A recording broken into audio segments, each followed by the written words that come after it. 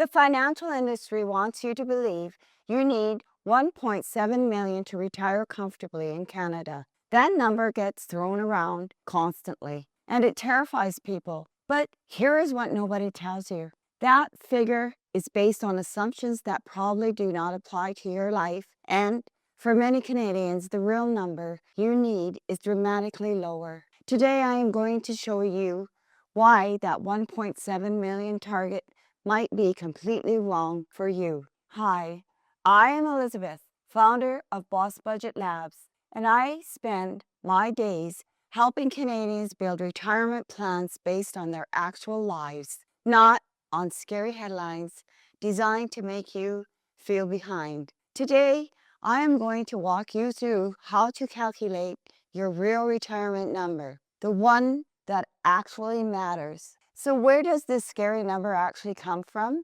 Most of these massive retirement targets assume you need to replace 70 to 80% of your pre-retirement income, that you will live 30 plus years in retirement, that you will earn modest returns, and that you have zero pension income. These assumptions stack worst-case scenarios on top of each other. They ignore CPP, they ignore OAS, and they ignore that your expenses typically drop significantly in retirement. No commuting costs, no work clothes, no saving for retirement once you are actually retired. When you strip away the fear-based math and look at what Canadians actually need, the picture changes completely. The first variable that actually matters is your real spending, not your income. Most calculators ask what you earn. That is the wrong question.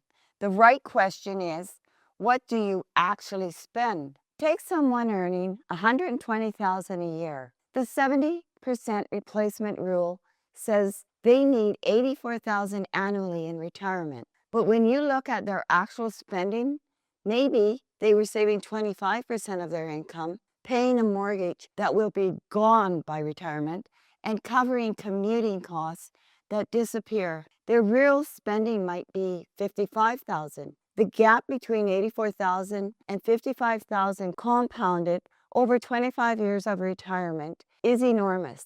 We are talking about potentially needing $700,000 less in savings. That is the difference between retiring at 62 versus working until 70. If you are watching this and realizing you have no idea what you actually spend, you are not alone. This is exactly why I help clients at Boss Budget Labs start with a spending audit before we touch any retirement projections. If you want help figuring out your real number, I have put a link in the description below to book a time with me or my team. The second variable is your guaranteed income floor, and this is where the 1.7 million figure completely falls apart for most Canadians. A Canadian with a long work history and average earnings may receive somewhere in the range of $10,000 to $12,000 from CPP at age 65, depending on their contribution history. Add the full OAS benefit of around $9,000. That is roughly $19,000 to $21,000 in guaranteed index income before you touch a single dollar of savings. For a couple, that could be close to $40,000 a year in government benefits alone. Check your My Service Canada account for your personal estimate. Think what about that means. If your retirement spending target is $68,000 and you are receiving $40,000 from government benefits, you only need your portfolio to generate $28,000 a year. Using a 4% withdrawal rate, that means approximately a $700,000 portfolio, not 1.7 million, not even close. And that is before accounting for any workplace pension, part-time income, or other assets. The third variable is your retirement timeline and spending patterns. The standard models assumed you spend the same amount every single year for 30 years. But that is not how people actually behave. Research shows retirement spending follows what is called the retirement spending smile. Higher spending early when you are healthy, and active, lower spending in the middle years when you naturally slow down, then potentially higher again for healthcare later. Studies suggest household spending can drop meaningfully between ages 65 and 80. You can front load spending when you can actually enjoy it, then naturally spend less as you slow down. And unlike the American system, Canadians do not face the same catastrophic healthcare expenses that drive so much retirement fear south of the border. Though long-term care costs can still be significant and are worth planning for. So how do you actually calculate your number? 4 steps. First, calculate your actual current spending, not your income, your spending. Track it for 3 months if you have to, then remove costs that disappear in retirement, like savings contributions, mortgage payments, and commuting. Second, estimate your CPP and OAS benefits. Service Canada has a calculator that shows your projected CPP based on your actual contribution history. This is your guaranteed income floor. Third, calculate your gap.